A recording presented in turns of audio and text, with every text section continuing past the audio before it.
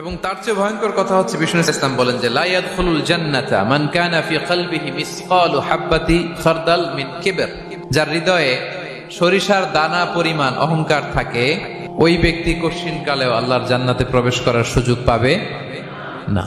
এবং বিষ্ণু ইসলাম কিছু টেকনিক আমাদের শিখিয়েছেন, এই কাজ করলে তোমরা অহংকার থেকে মুক্ত থাকতে পারবে। এর মধ্যে একটা হচ্ছে আগে আগে সালাম দেওয়া। তিনি বলেন আল বাদিউ বিসসালামি বারিউম মিনাল কিবর, যে আগে আগে সালাম দেয় তার হৃদয় থেকে আল্লাহ অহংকার তুলে নেয়। ফোন করলেই আগে কি বলবেন? বাসায় ঢুকেই আগে কি বলবেন? স্ত্রীকে আগে সালাম দিবেন, বন্ধুকে আগে সালাম দিবেন, বাসার কাজের লোকটাকে আগে সালাম দিবেন, আপনার ড্রাইভারকে আগে সালাম দিবেন, বাসার দারোয়ানটারে আগে সালাম দিবেন। ফকির একটা আসলে আপনি সালাম দিয়ে ফেলবেন। হৃদয় থেকে অহংকার ফেলে দিবে কে? আগে আগে আমরা সালাম দিব। এবং তার চেয়ে ভয়ঙ্কর কথা হচ্ছে বিষ্ণু ইসলাম বলেন যে লা ইয়াদখুলুল জান্নাতা মান কানা